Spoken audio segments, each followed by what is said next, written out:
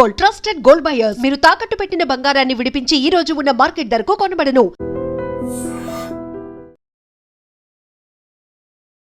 నమస్తే, welcome to iDream social spotlight with కవిత.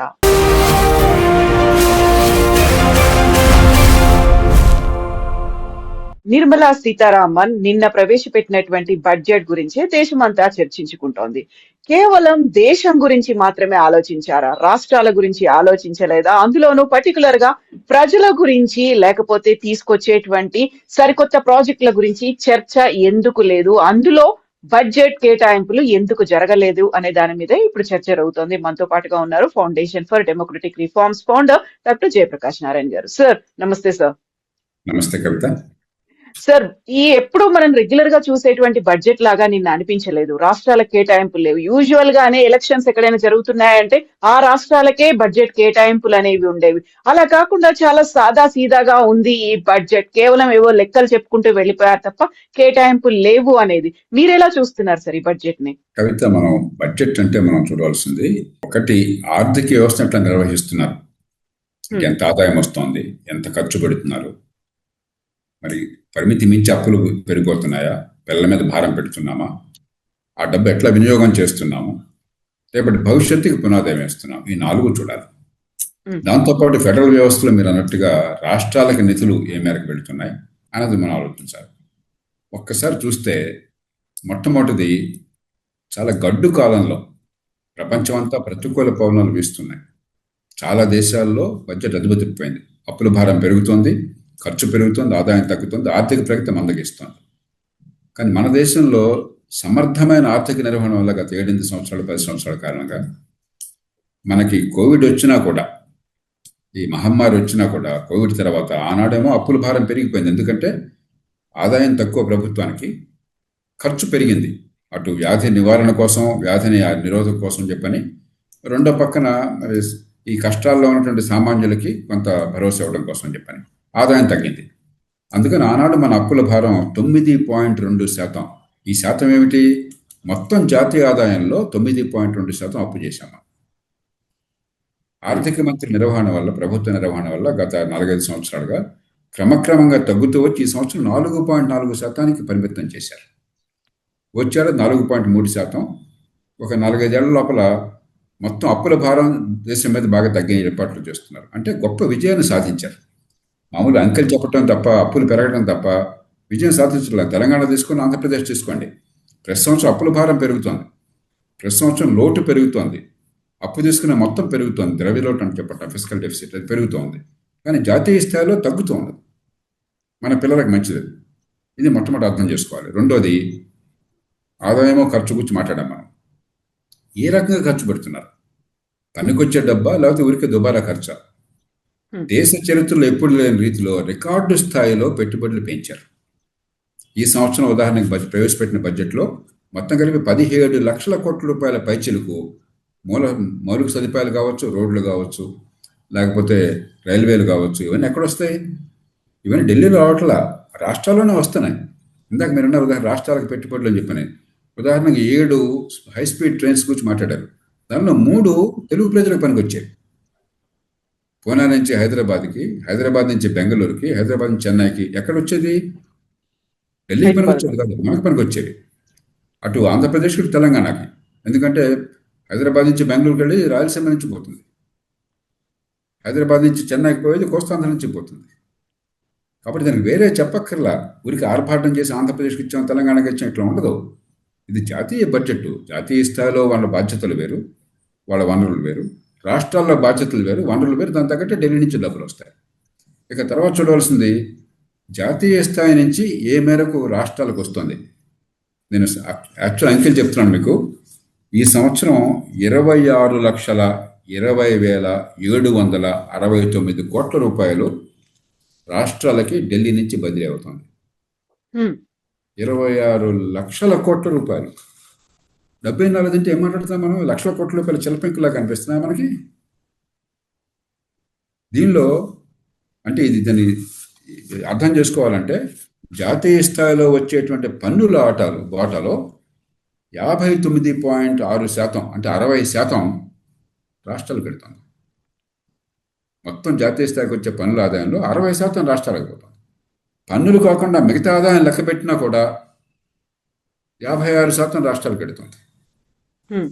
మరి దీనిలో అన్ని రాష్ట్రాలు ఇక మరి జాతీయ బడ్జెట్లో మీ ఊరికి ఎంత ఇచ్చాం, మీ జిల్లాకి ఎంత ఇచ్చాం, మీ మండలాకి ఎంత ఇచ్చాం రాస్తారా? అదే మనం చెప్పాల్సింది. కాబట్టి దీనిలో ఏంటంటే విషయం తెలియకుండా ఇక ప్రతికూల పరిస్థితుల్లో అమెరికా వాళ్ళేమో మన మీద 50% టారిఫ్లు వేశారు. ఎగుమతులు అమెరికాకి ఆగిపోయినాయి. మరి ఇది ప్రపంచం అంతా ఒక ట్రంప్ గారి పుణ్యం అత్తరకొత్తలం అవుతోంది. యుక్రెయిన్ యుద్ధం వల్ల కానీ రేపు ఇరాన్లో రావచ్చు, మరో చోట రావచ్చు, ఏమవుతుందని గందరగోళంగా ఉంది. ఈ పరిస్థితుల్లో భవిష్యత్తు పదిలపరచడం కోసం ఏర్పాట్లు చేయాలి. రాబోతున్న కాలం ఆర్థిక ప్రగతి ఏర్పాట్లు చేయాలి. చాలా పకడ్బందీగా ఏర్పాట్లు చేశారు. బడ్జెట్లో కొరతలు లేవు కాదు, నా దృష్టిలో 2 కొరతలు ఉన్నాయి. ప్రభుత్వ రంగ సంస్థలను ప్రైవేటీకరించడం అసలు పెద్దగా పట్టించుకోవట్లేదు. 70 లక్షల కోట్ల రూపాయలు ప్రభుత్వ రంగ సంస్థల్లో మునిగిపోయింది. మన డబ్బు, ప్రజల పన్నుల డబ్బు అక్కడికి పోయింది. మనం ఏమవుతుంది, ఇప్పుడు డబ్బులు లేక పెట్టుబడుల కోసం చెప్పిన అప్పులు చేయాల్సి వస్తుంది. మళ్ళీ ప్రజల మీద భారం పెడుతుంది. దాన్ని ప్రైవేట్ రంగానికి కనుక బదిలీ చేసినట్టయితే డబ్బులు వస్తాయి, సంక్షేమానికి ఖర్చు పెట్టచ్చు, అప్పుల భారం తగ్గుతుంది, పెట్టుబడులకు ఖర్చు పెట్టచ్చు. అంతకు మించి ప్రభుత్వం దగ్గర ఉంటే సరిగ్గా నిర్వహించట్లే, ఏదో మొక్కుబడిగా నిర్వహిస్తున్నారు. అదే ప్రైవేట్ రంగంలో ఉంటే విపరీతంగా మార్కెట్ షేర్ పెరుగుతుంది, టర్న్ ఓవర్ పెరుగుతుంది, లాభాలు పెరుగుతాయి, ప్రభుత్వానికి పన్నులు పెరుగుతాయి, ఆర్థిక వ్యవస్థ పెరుగుతుంది, ఆర్థిక ప్రగతి పెరుగుతుంది, ఉద్యోగాలు కలుగుతాయి. దాని మీద పెద్దగా ఆలోచించట్లా, భయపడుతున్నారు, రాజకీయంగా ఇబ్బందులు అవుతాయని చెప్పాను. రెండవది, చిన్న పట్టణాల మీద గట్టిగా దృష్టి పెట్టాలి. ఆర్థిక మంత్రి గారు చిన్న పట్టణాల గురించి మాట్లాడారు, టైర్ 2, టైర్ 3 సిటీస్ మాట్లాడారు, కానీ పెద్దగా వ్యూహాత్మకంగా గట్టిగా ప్రయత్నం కనిపించలేదు. ఎందుకంటే 90% మన దేశంలో అసంఘటిత రంగంలో నెల జీతం లేని వాళ్ళు, ఉద్యోగ భద్రత లేని వాళ్ళు ఉన్నారు. ఎక్కడికక్కడ ఏ జిల్లాకు ఆ జిల్లా, చిన్న పట్టణాల్లో ఇవాళ కరెంట్ ఉన్నది, కంప్యూటర్లు ఉన్నాయి, డిజిటల్ టెక్నాలజీ ఉన్నది, టీవీ ఉన్నది, రోడ్లు ఉన్నాయి. మనం ఇక్కడ అన్నీ ఇక్కడ హైదరాబాద్ పెట్టాల్సిన అవసరం లేదు, చెన్నైలో పెట్టాల్సిన అవసరం లేదు. ఆ చిన్న పరిశ్రమలు, చిన్న ఆదాయాలు వచ్చి అక్కడ పెట్టేస్తే సంఘటిత రంగంలోకి పెడతారు, మధ్యతరగతి వర్గాలకు తయారవుతారు. దాని మీద కూడా దృష్టి పెంచాలి. కానీ నిజమైన సమస్య రాష్ట్రాల్లో ఉంది. కొన్ని రాష్ట్రాలేమో చాలా జాగ్రత్తగా ఆరోగ్యంగా, ఆర్థిక వ్యవస్థను ఆరోగ్యంగా కాపాడుకుంటున్నాయి. ఉదాహరణ గుజరాత్, మహారాష్ట్ర, ఒరిస్సా, చాలా మేరకు ఉత్తరప్రదేశ్ లాంటి రాష్ట్రాలు. కొన్ని రాష్ట్రాలు ఆర్థిక పరిస్థితి అధ్వానం చేసుకుంటున్నాయి, అప్పుల భారాన్ని పెంచుకుంటున్నాయి, అప్పుల డబ్బంతా కూడా దుబారా ఖర్చు చేస్తున్నాయి, లేదా తాత్కాలికంగా తయారు ఖర్చు పెడుతున్నాయి, ఆర్థిక ప్రగతికి పెట్టుబడి పెట్టట్లా. తెలంగాణ మనం చూసాం, చాలా సంపన్న రాష్ట్రం, ఇవాళ జీతాలు ఇవ్వడం కష్టంగా ఉంది. ఆంధ్రప్రదేశ్లో పెట్టుబడులు ప్రస్తుతం బాగానే ఉన్నా కూడా మరు సదుపాయాలకి మిగతా వాటికి ఆర్థిక పరిస్థితి చాలా అతలకుతలంగా ఉంది. అప్పుల భారం పెరిగిపోతుంది, రోజువారీ ఖర్చు పెరిగిపోతుంది, విపరీతమైన వ్యయాన్ని పెంచేశారు. ఒకళ్ళ మించి ఒకళ్ళు, ఈ పార్టీ ఆ పార్టీ అందరూ కలిసేసి. ఇప్పుడు రాష్ట్రం ఆర్థికంగా ఏమవుతుందో గందరగోళంలో ఉంది. అలాగే మధ్యప్రదేశ్, రాజస్థాన్, పంజాబ్, హిమాచల్ ప్రదేశ్, పశ్చిమ బెంగాల్, కొంతమేర కేరళ, ఇవన్నీ ఆర్థికంగా సంక్షోభం చెప్పుకుంటున్నాయి. కాబట్టి రాష్ట్రాల్లో ఆర్థిక పరిస్థితి బాగు చేయాలి, రాష్ట్రాలు పట్టించుకోవాలి. రెండోది, పరిపాలన మొత్తం రాష్ట్రాల్లో ఉండదు. మంచి విద్య కావాలి, లేకపోతే ఆర్థిక వ్యవస్థలో పాలు పంచుకోలేం, ప్రగతి ఉండదు. విద్య ఎవరు అందించాలి? రాష్ట్రాలు అందించాలి. ఒక్కొక్క బిడ్డ మీద ₹1,00,000 ఖర్చు పెడుతున్నారు సంవత్సరానికి రాష్ట్రాల్లో. తెలంగాణ, ఆంధ్రప్రదేశ్ తీసుకోండి, కానీ విద్య అందట్లా. అది చేయాల్సింది ఎవరు? రాష్ట్రాలు. విద్య ఉంది, ₹190 రాష్ట్రాల్లో ఉంది. మంచి ఆరోగ్యం అందించాలి, లేకపోతే చిన్న పట్టణాలు పెరగాలి, లేకపోతే చట్టబద్ధ పాలన కావాలి. హైదరాబాదు ఢిల్లీతో పోటీ పడుతోంది పొల్యూషన్లో, కాలుష్యంలో. బెంగళూరుతో పోటీ పడుతోంది ట్రాఫిక్లో. ఇది ఎవరు చేయాలా? రాష్ట్రం చేయాలా, స్థానిక ప్రభుత్వాలు చేయాలి. కాబట్టి పరిపాలన బాగు చేసేది, ఆర్థిక వ్యవస్థను పెంచేది, వనరులను జాగ్రత్తగా కాపాడుకునేది రాష్ట్రాల చేతుల్లో ఉంది. ఢిల్లీ వరకు సమర్థమైన పనిచేస్తున్నారు, మరికొన్ని చేయాలి. ఆ చేయాల్సింది గట్టిగా పట్టుబడాలి. సార్, ఈ బడ్జెట్ గురించి ఇంత విపరీతమైన చర్చ జరుగుతుంది, అందులో పాలిటిక్స్ కూడా ఎంటర్ అయిపోయాయి. మన రాష్ట్రానికి కావలసినటువంటి ప్రత్యేకమైనటువంటి కొన్ని సౌకర్యాలు ఉన్నాయి, ప్రాజెక్టులు ఉన్నాయి, దానికోసం కేంద్రం తరఫున బడ్జెట్ రావాలి, అలొకేషన్స్ అనేవి ఉండాలి, మేము ప్రతిపాదనలు పంపిస్తున్నాము, బట్ మాకు మాత్రం కేంద్రం దగ్గర నుంచి ఒక సానుకూల స్పందన రాలేదు అనే మాట ప్రతి రాష్ట్రం, అందులోనూ కాంగ్రెస్ కూడా ఇది జీరో బడ్జెట్ అనే మాట చెప్తోంది. కవిత, మనకు ఒక ఆనవాయితీ అయిపోయింది దేశంలో. జాతీయ స్థాయిలో బడ్జెట్ని కనుక ప్రవేశపెడితే అధికార పార్టీ వాళ్ళు, జాతీయ స్థాయిలో ఉన్న వాళ్ళు, వాళ్ళకి అనుకూలంతా కూడా బ్రహ్మాండమైన బడ్జెట్ దేశ చరిత్రను మార్చేస్తుంది. ప్రతిపక్షాలు లేదా రాష్ట్రంలో ఆ పార్టీ కాకుండా వేరే పార్టీ అధికారంలో ఉన్నవాళ్ళు చండాల బడ్జెట్ దేశాన్ని నాశనం చేస్తుంది. మళ్ళీ పొద్దున గద్దెలు తారుమారైన అనుకోండి పదవులు, మళ్ళీ వాళ్ళు ఈ మాట వీళ్ళు ఆ మాట చెప్తారు. అలా ఖర్చు చూడాల్సింది. మనం వాస్తవాలు చూడాలి, అంకెలను చూడాలి, వాస్తవాలు చూడాలి, ఫలితాలను చూడాలి. రెండోది, మీకు రాష్ట్రం సంగతి ఇందాక చెప్పాను, ఎన్ని లక్షల కోట్ల రూపాయలు రాష్ట్రాలకు వస్తుందని చెప్పాను. మన రాష్ట్ర భవిష్యత్తు మన చేతుల్లో ఉంది. మన ప్రతిదానికి కూడా ఢిల్లీ మీద భారం పెట్టి, ఒక చిన్న వర్షం పడింది హైదరాబాద్లో, వరదలు వచ్చినాయి, ఢిల్లీ నుంచి డబ్బులు కావాలా? అరే 26 లక్షల కోట్ల రూపాయలు ఎక్కడి నుంచి వస్తాయి అనుకుంటున్నారు? వాళ్ళకు వస్తున్న పన్నుల ఆదాయంలో 60% మీకు పంపించేశారు. ఇంకేమి ఇస్తారు? వాడి జీతాలు ఇవ్వాలి, వాడి పెన్షన్లు కట్టాలి, అక్కడ వడ్డీలు కట్టాలి. రాష్ట్రాలకు నిధులు పంపించిన తర్వాత జీతాలు, పెన్షన్లు, వడ్డీలు కలిపితే ఢిల్లీకి వచ్చే ఆదాయం కంటే ఖర్చు ఎక్కువ ఉన్నది. మిగతా తప్పులే. రాష్ట్రాలు మొత్తం దేశంలో ప్రభుత్వాలు పెట్టే ఖర్చులు, ఈ మాట అందరూ అర్థం చేసుకోవాలి. ప్రభుత్వాలు పెట్టే ఖర్చు మొత్తంలో రాష్ట్రాలు 60% రాష్ట్రాలు ఖర్చు పెడుతున్నాయి. 37% ఢిల్లీ ఖర్చు పెడుతోంది. 3% స్థానిక ప్రభుత్వాలు. ప్రపంచంలో స్థానిక ప్రభుత్వాలు ఇంత తక్కువ ఖర్చు ప్రపంచంలో ఎక్కడా లేదు. ప్రపంచంలో రాష్ట్ర ప్రభుత్వాలు ఇంత ఎక్కువ ఖర్చు ప్రపంచంలో ఎక్కడా లేదు. రెండు తప్పే. కాబట్టి ఇదంతా గడుస్తానం తప్ప, బాధ్యత తప్పించుకోవడం తప్ప. ఇది పూర్వం ఏమంటుందంటే, ప్రతి ఏ చిన్న పనికి ప్రణాళిక సంఘం ఆమోదం కావాలి, ప్లానింగ్ కమిషన్ లేదు. దానికి చట్టబద్ధత లేదు, రాజ్యాంగబద్ధత లేదు. ఒక అధికారికంగా ఒక గవర్నమెంట్ ఆర్డర్ ద్వారా దాన్ని ఏర్పాటు చేశారు. ఏం చేయాలన్నా వాడి అనుమతి కావాలి. అట్లాగే ఢిల్లీ నుంచి వచ్చే డబ్బులు ఇష్టం వచ్చినట్టు ఉండేది. 2004, 2005 ఆ ప్రాంతాల దాకా, 1995, 2000 దాకా గందరగోళం, 10వ ఆర్థిక సంవత్సరం దాకా గందరగోళంగా ఉండేది. ఈ పన్నులో ఎంత వాటా, ఆ పన్నులో ఎంత వాటా. ఇప్పుడు అలా కాదు, స్పష్టంగా 41% వాళ్ళకి వచ్చిన పన్ను డబ్బులు మనకు వచ్చేస్తుంది, పారదర్శకంగా వచ్చేస్తుంది. అది మీది ఏం చేసుకుంటారని చెప్పారు. కాబట్టి పద్ధతులు మారినాయి. మనం ఇంకా ఇక్ష్వాకుల కాలంలో ఉండి ప్రతి ప్రాజెక్టుకి ఢిల్లీ నుంచి అనుమతి కావాలి, వాడు సంతకం పెట్టాలి, వాడు ఓకే అనాలి. అది లేదు, ఇప్పుడు మీ చేతుల్లో ఉంది. పూర్వం ఎయిర్పోర్ట్ కావాలంటే మీ చేతుల్లో లేదు, ఇప్పుడు మీరు చేసుకుంటున్నారు. హైదరాబాద్ ఎయిర్పోర్ట్ ఢిల్లీ వాళ్ళు ఎవలా, మనం చేసుకున్నాం, ప్రైవేట్ రంగాన్ని పిలిచాం. అలాగే మీకు పోర్టులు ఉన్నాయి, తీర ప్రాంతం అయితే. పూర్వం ఢిల్లీ వాళ్ళు డబ్బులు ఇవ్వకపోతే పోర్టులు లేవు, వాళ్ళు పెట్టుబడి పెట్టకపోతే పోర్టు ప్రైవేట్ రంగం నుంచి వచ్చేస్తున్నాయి. పరిస్థితి మారింది దేశంలో. 60% వనరులు మీ చేతుల్లో ఉన్నాయి. ప్రభుత్వం పెట్టాక 60% మీ చేతుల్లో ఉంది. అందుకని రిటైల్గా ప్రతిదానం చేసి, ఈ రోడ్డు వేద్దాం అనుకున్నాను, మీరు డబ్బులు ఇవ్వలేదు, లేకపోతే ఇగో ఈ సంక్షేమం చేద్దాం, మీరు డబ్బులు ఇవ్వలేదు. ఈ 60% అన్నీ కలిసిపోయినాయ్యా, నువ్వు సద్వినియోగం చేసుకో, మిగతా వాడు చేసుకోవట్లా. సో ఇన్నేళ్ల ఎక్స్పీరియన్స్ లో మీరు ప్రతి సంవత్సరం ప్రవేశపెట్టేటువంటి బడ్జెట్ ని చూస్తున్నారు సార్. నిన్నటిది బడ్జెట్ ఏమో ఎంటైర్లీ డిఫరెంట్ బడ్జెట్ అనేటువంటి ఒక వాదన వినిపిస్తోంది. మీకు ఎలా అనిపించింది సార్ ఈ బడ్జెట్ నిన్న బడ్జెట్లో కొత్త ఏం లేదు, ఆర్భాటాలు లేవు, మరి డంబాలు లేవు, అతిశయోక్తులు లేవు, తాత్కాలికంగా జనాన్ని మెప్పించి రాష్ట్రాన్ని, దేశాన్ని నాశనం చేసే పద్ధతులు లేవు. దీర్ఘకాల అభివృద్ధి కోసం ఆర్థిక క్రమశిక్షణ, మౌలిక సదుపాయాల పెట్టుబడులు, దేశం దీర్ఘకాలికంగా ఆర్థిక ప్రగతి కోసం ఏర్పాట్లు, దాని మీద దృష్టి పెట్టారు. గత కొద్దేళ్లుగా ఆ పనే చేస్తున్నారు, దాన్ని కొనసాగించారు. కాబట్టి మనం ఒకతంపుడు ఉపన్యాసాలు లేకపోతే చెడ్డ బడ్జెట్ అని, అంకెలతో సంబంధం లేకుండా పెద్ద మైకాసుల్లో పట్టుకుని ఉపన్యాసాలు ఇస్తే గొప్ప బడ్జెట్ అనుకోవటం అది విజ్ఞాన లక్షణం కాదు. మనం చూడాల్సింది ఆ డబ్బు ఏం చేస్తున్నారు, ఆర్థిక క్రమశిక్షణ ఉందా లేదా, ఆ డబ్బు వినియోగం సద్వినియోగం చేస్తున్నారా, వృధాగా ఖర్చు పెట్టి తగలేస్తున్నారా, అప్పుల భారాన్ని పెంచి మన మీద, పిల్లల మీద భారం వేస్తున్నారా, భవిష్యత్తులో ఆర్థిక ప్రగతి ఊతం ఇస్తున్నారా, రాష్ట్రాలను పట్టించుకుంటున్నారా. ఈ 4 రకాలుగా చూస్తే ఈ బడ్జెట్ మంచి ప్రమాణాల బడ్జెట్. అయితే కొన్ని చేయాల్సింది ఉంది. అది నేను చెప్పాను కదా ఇంతకుముందే, పబ్లిక్ రంగ సంస్థలు కావచ్చు, ఇంకోటి కావచ్చు. అయితే సంస్కరణలో కొంతమంది వాదన సరైనటువంటిది. ఒక అవకాశంగా తీసుకునే సంక్షోభాన్ని, మన దేశంలో సంక్షోభం లేకపోయినా ప్రపంచంలో అతి వేగంగా ఎదుగుతున్న ఆర్థిక వ్యవస్థ మన పెద్ద దేశాలు. మన దేశంలో సంక్షోభం లేదు, కానీ ప్రపంచ సంక్షోభానికి మనం అతీతులం కాదు. దాన్ని అవకాశంగా తీసుకుని పెద్ద మార్పులు అడుగు కట్టాల్సిన కొందరు వాదిస్తున్నారు. ఇది వాస్తవం, నేను దాన్ని అంగీకరిస్తున్నాను. కానీ ఇప్పటికే కొన్ని చేశారు. జిఎస్టీ కానీ మరికొన్ని మార్పులు కానీ గత కొద్ది నెలలుగా బడ్జెట్తో సంబంధం లేకుండా చేశారు. మిగతా మార్పులు కూడా బహుశా బడ్జెట్ సంబంధం లేకుండా వస్తాయేమో చూద్దాం. మనం రావాలని కోరుకుందాం, రావాలని పట్టుబడదాం. సో నిన్నటి బడ్జెట్ అంతా దేశమంతా ఒక యూనిట్ లా కనిపించింది సార్. రాష్ట్రాల వారీగా కాదు, లేకుంటే ప్రాజెక్టుల వారీగా కేటాయింపులు కాదు, రాబోయేటువంటి కరెక్ట్ బడ్జెట్ దేశం కోసం. ఏ రాష్ట్రానికి ఆ రాష్ట్రం మీ బడ్జెట్ ఉన్నది. పారదర్శకంగా మీరు బడ్జెట్లో ఏ జిల్లాకి అంత కేటాయించారు, లేకపోతే ఏ ప్రాజెక్టుకి కేటాయించారు మీరు బయట పెట్టాలా, సద్వినియోగం చేయాలి. అంతేగాని ఢిల్లీ వాళ్ళు చేయలేదు పని. ఢిల్లీ వాళ్ళు చేసేది వాళ్ళ ప్రాజెక్టులు, జాతీయ ప్రాజెక్టుల విషయంలో వాళ్ళు చెప్తారు అంకెలు. మీరు ఉదాహరణకి 7 మరి హై స్పీడ్ రైలు అన్నారు, 7 ఏంటో ప్రకటించారు. అది వాళ్ళు చేయాల్సిన ప్రాజెక్ట్ కాబట్టి మీ ప్రాజెక్టు వాళ్ళు ఎందుకు మాట్లాడతారు, మీరు చూసుకోవాలి.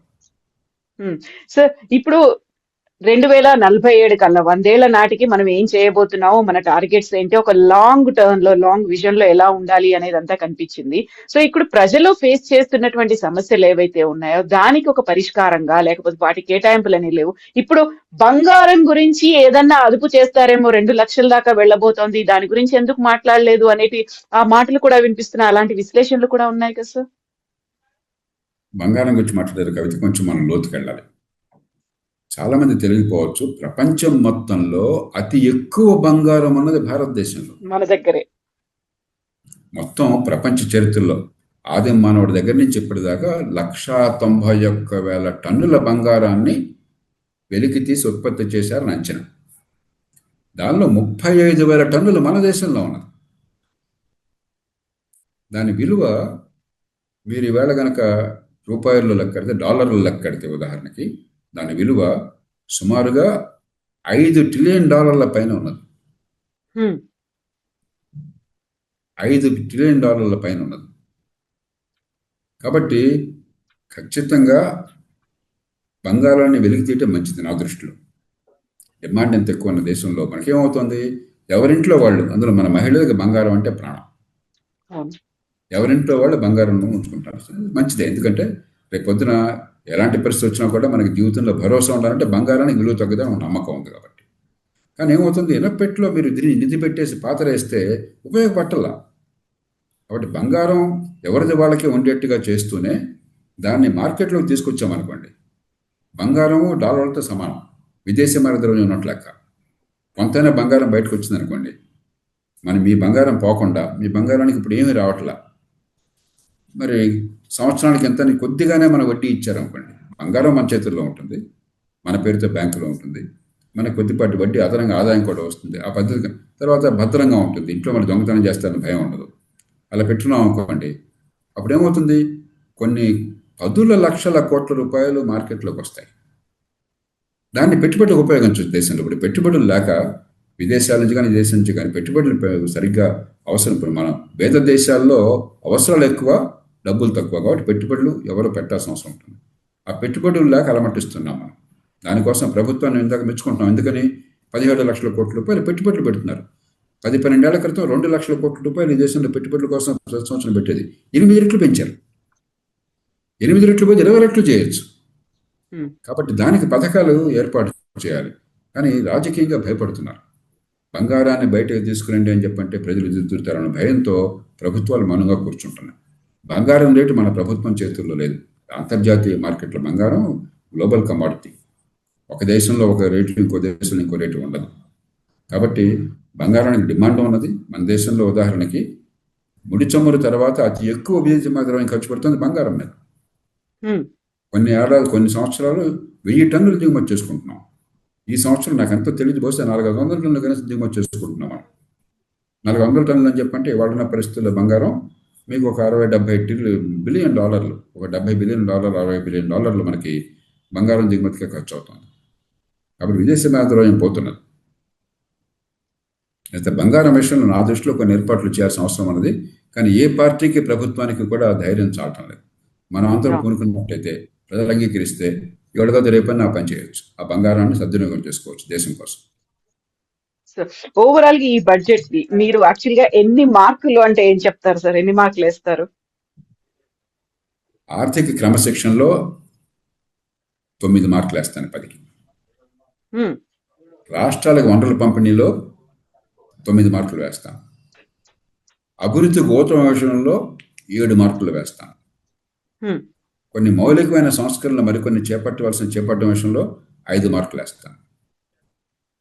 కాబట్టి ఒక్కో రంగంలో ఒక్కో రకంగా. ఓవరాల్ గా అయితే పాస్ అయిపోయింది. ఆల్మోస్ట్ మనం మిగతా అన్ని క్యాలిక్యులేట్ చేసుకుంటే సాటిస్ఫైయింగ్ గానే ఉంది. కానీ ఇప్పుడు మనం ఏంటంటే, ఒక పేద దేశం ఎప్పుడు తృప్తి పడకూడదు. మనం సంపన్న దేశం అయ్యేదాకా ఇంకా చేయాల్సినవి ఉన్నాయి. మంచి ప్రమాణాల విద్య అందాలి, మంచి ఆరోగ్యం అందాలి. కానీ ఇవన్నీ ఈ బడ్జెట్లో తెలియ కాదు, రాష్ట్రాల్లో తేలాల్సినాయి. కాబట్టి ఇప్పుడు మన పొల్యూషన్ లేకుండా హైదరాబాద్లో కూడా ఇప్పుడు స్మాగ్ కనిపిస్తుంది. నిన్న వాళ్ళ స్మాగ్ కనిపిస్తుంది పొద్దున్న. ఢిల్లీ లాగా మనకు అవుతుందని భయం వేస్తుంది మనకి. ఇవన్నీ ప్రభుత్వాలు చేయాల్సిన పనులు. కాబట్టి కొరతలు చాలా ఉన్నాయి. దానికి జాతీయ స్థాయిలో బడ్జెట్ పరిష్కారం కాదు. రాష్ట్రాల్లో పరిపాలన బాగుపడాలి, కావాల్సిన మార్పులు కావాలి. రాష్ట్రాల్లో కేటాయింపులు బాగుండాలి. రాష్ట్రాల్లో ఆర్థిక క్రమశిక్షణ ఉండాలి. Thank you so much sir. మళ్ళీ మనం మాట్లాడుకుందాం. Thank you Thank you. Sir. And for more videos, Please subscribe to iDream. Please subscribe to iDream. Please subscribe iDream. And please subscribe to iDream.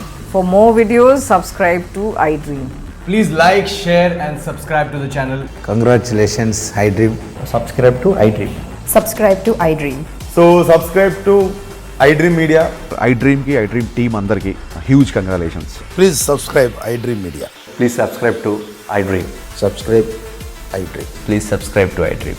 iDream అంటే నా కళల ఛానల్ను subscribe చేసుకున్న నోరు తిరుగుతలేదు. మీరైతే గంట గుర్తు కొట్టండి. For more such videos, please subscribe to iDream. Subscribe to iDream. Please subscribe to iDream. Please subscribe iDream Media. Please do subscribe to iDream. Please subscribe to iDream Media. For best entertainment and information, please subscribe iDream. And don't forget to subscribe to iDream.